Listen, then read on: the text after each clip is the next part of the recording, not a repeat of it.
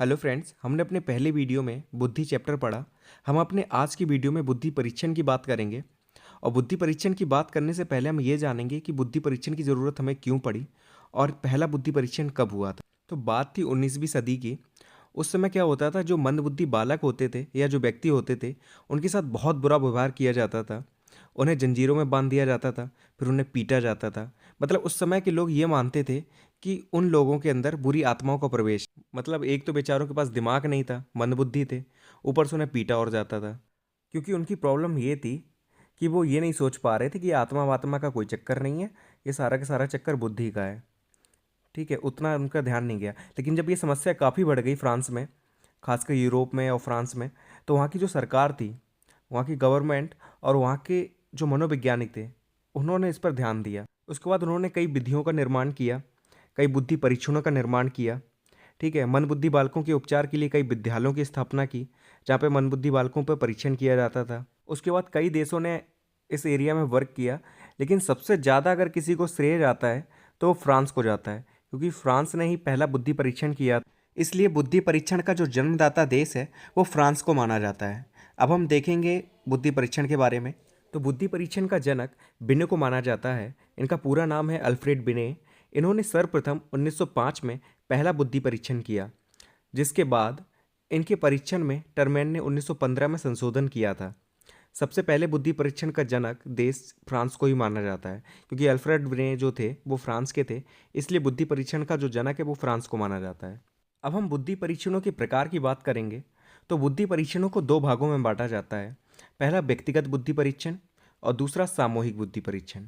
उसका व्यक्तिगत बुद्धि परीक्षण को दो भागों में बांटा जाता है, जिसमें पहला आता है शाब्दिक और दूसरा अशाब्दिक। और वैसे ही सामूहिक बुद्धि परीक्षण को दो भागों में बांटा गया है, जिसमें एक है शाब्दिक और दूसरा अशाब्दिक। अब हम पहले बात करेंगे व्यक्तिगत बुद्धि परीक्षण की। इसे व्यक्तिगत या वैयक्तिक बुद्धि परीक्षण इसलिए कहा जाता है क्योंकि ये बुद्धि परीक्षण एक समय में सिर्फ एक व्यक्ति के ऊपर किया जाता है। और जब एक व्यक्ति के ऊपर एक समय में परीक्षण किया जाएगा तो समय भी अधिक लगेगा, है ना। जब एक एक व्यक्ति के ऊपर हम अलग अलग करेंगे बुद्धि परीक्षण, तो उसमें समय भी अधिक लगेगा। और सबसे पहले जो बुद्धि परीक्षण किया था, व्यक्तिगत बुद्धि परीक्षण, वो किया था अल्फ्रेड बिने ने। मैंने बताया भी था कि ये फ्रांस के थे। इसके बाद हम बात करेंगे सामूहिक बुद्धि परीक्षण की। वैसे तो नाम से ही ये क्लियर है कि इसमें एक साथ कई लोगों का बुद्धि परीक्षण एक साथ किया जाता है। ठीक है, जब एक ही समय में एक साथ कई लोगों का बुद्धि परीक्षण किया जाए तो उसे हम सामूहिक बुद्धि परीक्षण कहते हैं। ऐसे सामूहिक जो बुद्धि परीक्षण है, इसकी शुरुआत जो हुई थी सन 1914 में, प्रथम विश्व युद्ध के समय, जब कई लोगों को सेना में भर्ती किया जा रहा था, उस समय इसकी शुरुआत की गई थी। उस समय आर्मी अल्फा परीक्षण और आर्मी बीटा परीक्षण तैयार किया गया था। जो आर्मी अल्फा परीक्षण था वो था शिक्षित लोगों के लिए जो पढ़े लिखे थे, और जो आर्मी बीटा परीक्षण था वो उन लोगों के लिए था जो पढ़े लिखे नहीं थे। तो हो सकता है आपसे एग्जाम में ऐसे पूछ ले कि व्यक्तिगत बुद्धि परीक्षण क्या है और कौन कौन से परीक्षण व्यक्तिगत बुद्धि परीक्षण के अंदर आते हैं। ठीक है, या हो सकता है पूछे कि सामूहिक बुद्धि परीक्षण किसे कहते हैं और कौन कौन से परीक्षण इसके अंतर्गत आते हैं। तो जो भी इनके अंदर परीक्षण आते हैं वो मैं अभी क्लियर कर दूंगा आपको। देखिए, हमने व्यक्तिगत बुद्धि परीक्षण और सामूहिक बुद्धि परीक्षण के बारे में जान लिया।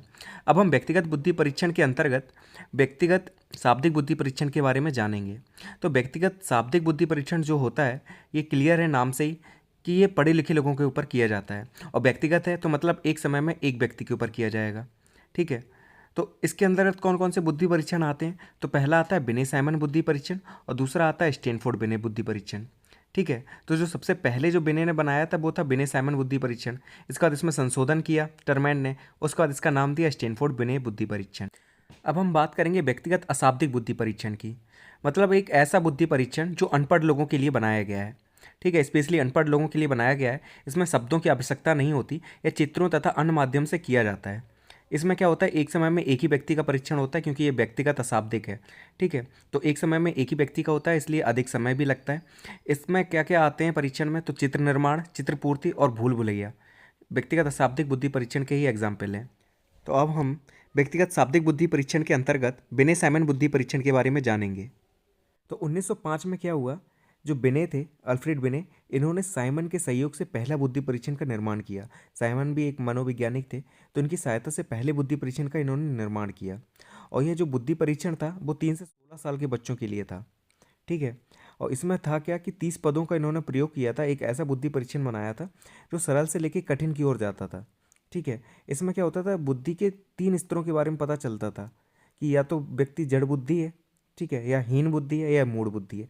ये मैंने अपनी पिछली वीडियो में आपको ये बताया भी था कि कौन से व्यक्ति जड़ बुद्धि में आते हैं, कौन से हीन बुद्धि में आते हैं और कौन से मूढ़ बुद्धि में आते हैं। आपने नहीं देखा तो उस वीडियो को ज़रूर देखें। तो इसमें करता क्या है कि क्वेश्चन पूछे जाते हैं बच्चों से, ठीक है, जो 3 से लेकर 15 साल के बच्चे हैं उनसे क्वेश्चन पूछे जाते हैं और हर आयु वर्ग का अलग क्वेश्चन रहता है। तो जैसे 3 वर्ष की आयु के जो बच्चे होंगे उनसे क्या क्वेश्चन पूछे जा सकते हैं, उनके कुछ एग्जाम्पल हैं कि अपने शरीर के अंगों को उंगली के माध्यम से बताओ, ठीक है, 6 शब्दों के सरल वाक्य को दोहराओ, या अपना नाम बताना, अपने माता पिता का नाम बताना, ऐसे क्वेश्चन किए जाते हैं उनसे।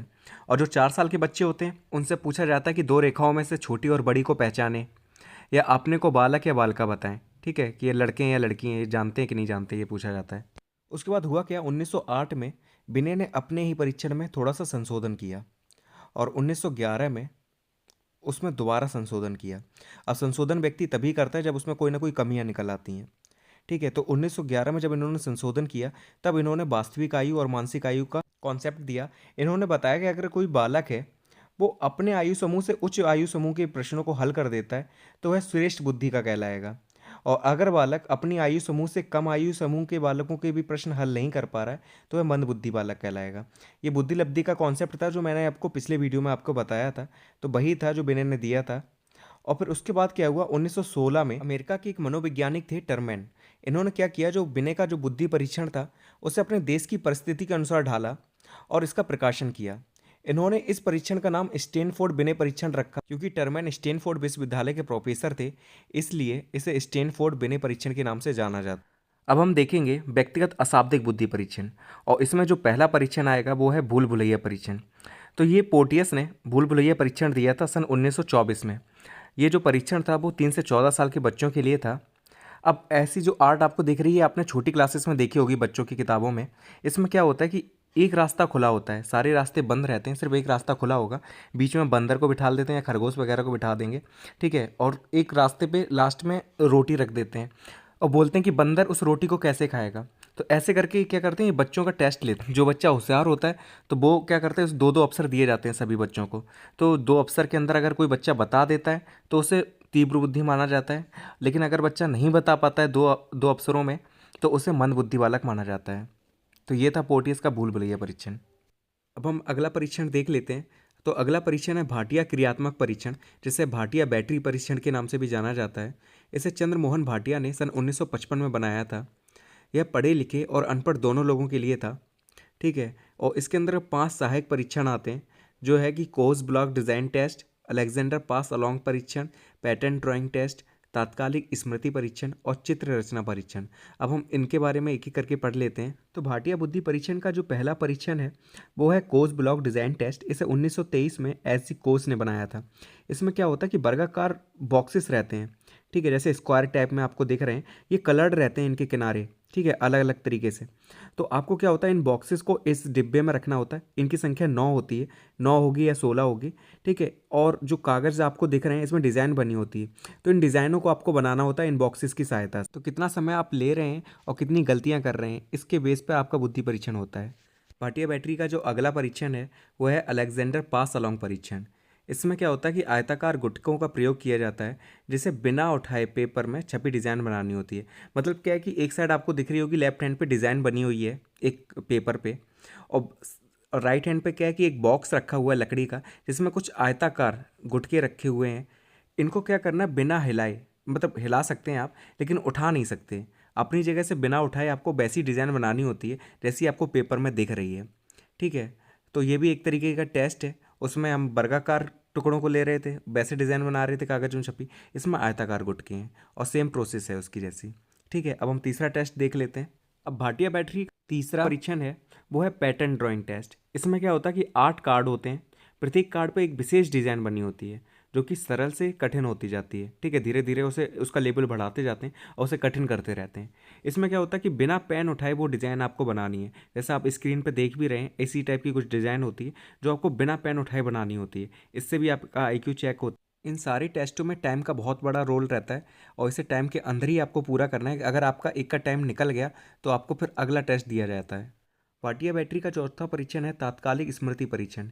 इसमें क्या होता है, जिसका हम परीक्षण ले रहे हैं उसको हम कुछ लाइनें बोलते हैं या कुछ शब्द बोलते हैं जिससे उसे दोहराना होता है सेम टू सेम। ठीक है, इससे क्या होता है, तात्कालिक स्मृति का हम पता लगाते हैं कि उसे कितनी चीज़ें याद रहती हैं कितनी नहीं रहती। तो हम कुछ कठिन सा शब्द बोल देते हैं, है ना, कुछ लाइन बोल देते हैं और उसी को वो दोहराता है। कितना सही बोलता है कितना गलत बोलता है, इसी के आधार पर हम बुद्धि परीक्षण करते हैं उसका।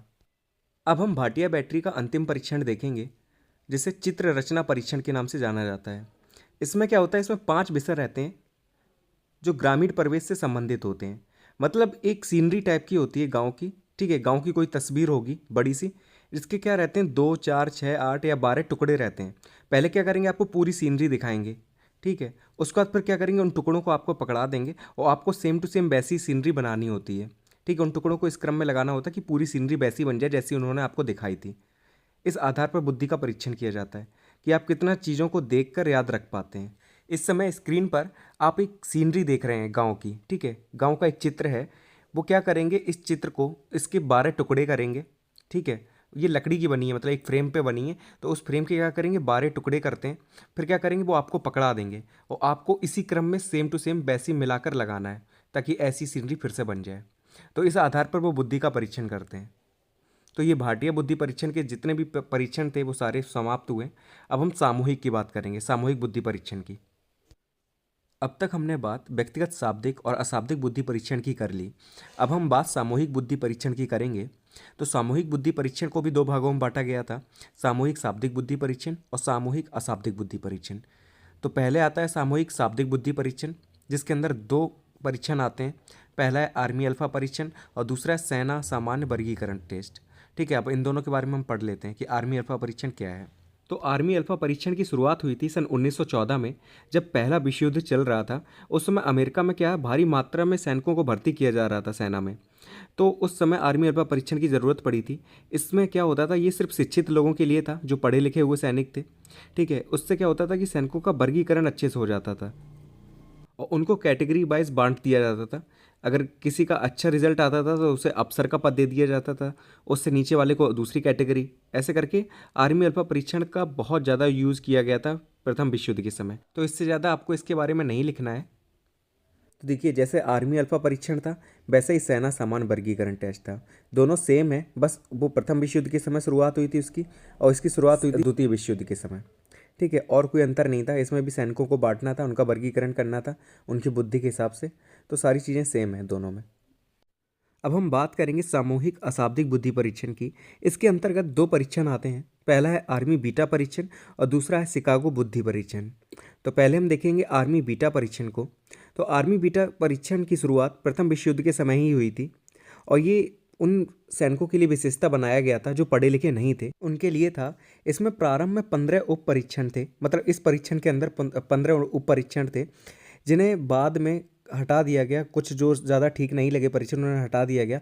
प्रेजेंट टाइम में इसमें 7 उप परीक्षण है, जिसमें पहला है घन विश्लेषण जिसे क्यूब एनालिसिस कहते हैं, दूसरा है संख्या जांच, नंबर चेकिंग, तीसरा है व्यू मेज, चित्र पूर्ति, फिर है अंक प्रतीक और फिर है रेखा गणित, आकृति आलेखन और लास्ट है काटो घेरो आश्रेणी। ठीक है, एक्सो सीरीज। तो ये 7 परीक्षण थे। इस परीक्षण में क्या होता है, हम शक्ति की अपेक्षा गति पे ज़्यादा ध्यान देते हैं। मतलब इन परीक्षणों में जल्दी से जल्दी इन परीक्षण को करना होता है, कौन कम टाइम लेता है, इसके आधार पर ये मंद बुद्धि या श्रेष्ठ बुद्धि में डिसाइड करते हैं। फिर नेक्स्ट है शिकागो अशाब्दिक बुद्धि परीक्षण। यह जो बुद्धि परीक्षण है यह 6 वर्ष की आयु से लेकर प्रौढ़ों तक के लिए है, लेकिन 13 वर्ष और उससे कम आयु के जो बच्चे होते हैं उनके लिए यह परीक्षण बहुत आवश्यक है, क्योंकि उससे अधिक के जो बच्चे होते हैं उनमें इतना उपयोगी नहीं होता ये शिकागो बुद्धि परीक्षण। और इस परीक्षण में कुछ महत्वपूर्ण पद हैं, इनको देख लेते हैं। तो पहला है प्रतीकात्मक अंक, ठीक है, सिंबल डिजिट। दूसरा है क्लासिफिकेशन ऑफ सिमिलरिटीज़, मतलब चीज़ों की समानताओं के आधार पर उन्हें डिवाइड करना। ठीक है, फिर है वस्तुओं का वर्गीकरण, अलग अलग वस्तुओं का वर्गीकरण करते हैं। लकड़ी के ब्लॉकों को गिनना, कागज़ पर आकार परख, ठीक है, कागज़ को मतलब उनके आकार के हिसाब से। फिर है चित्र विन्यास और है आकृतियों की तुलना, विभिन्न आकृतियों की तुलना करते हैं इसमें। तो ये था शिकागो अशाब्दिक बुद्धि परीक्षण। तो अशाब्दिक है तो आप समझ सकते हैं ये भी अनपढ़ लोगों के लिए ही है। ठीक है, जो अनपढ़ होते हैं उनके लिए विशेषता बनाया गया था शिकागो अशाब्दिक बुद्धि परीक्षण। अब एक चीज़ नोट करने वाली है, हो सकता है आपसे पूछ लिया जाए क्वेश्चन में कि भारत का पहला बुद्धि परीक्षण कब हुआ। ठीक है, भारत में पहला बुद्धि परीक्षण कब हुआ। तो भारत में पहला बुद्धि परीक्षण सन 1922 में एफजी कॉलेज लाहौर में प्रिंसिपल CH राइस द्वारा किया गया था। इन्होंने क्या किया था कि बिने साइमन परीक्षण का भारत में अनुकूलन किया था, मतलब भारत की परिस्थिति के अनुसार उसका अनुकूलन किया और इसे हिंदुस्तानी बिने परफॉर्मेंस पॉइंट स्केल नाम दिया था। ठीक है, और ये 3 से 15 साल के बच्चों के लिए ही था। तो ये चीज़ आप नोट कर लीजिएगा। देखिए, एक चीज़ मैं आपको क्लियर कर दूं, अगर आप बाल विकास अपनी बुक से पढ़ रहे हैं, DLED की जो बुक है उससे पढ़ रहे हैं, तो उसमें काफ़ी ब्रॉड दिया गया है। आप उससे पढ़ेंगे तो शायद आपकी यूपी टेट की तैयारी भी हो जाएगी, सुपर टेट की और सी टेट की भी तैयारी हो जाएगी। ठीक है, लेकिन DLED में उतना नहीं पूछा जाता, क्योंकि DLED में 8 सब्जेक्ट हैं और आपको सारे सब्जेक्ट लेकर चलना है, तो इतना ब्रॉड नहीं पढ़ना। ठीक है, जो मेन मेन चीज़ें हैं वो मैं आपको बता ही रहा हूँ, तो टेंशन मत लीजिए, आराम से तैयारी करते रहिए, आपका कोर्स आराम से हो जाएगा मार्च तक। And thank you for watching this video.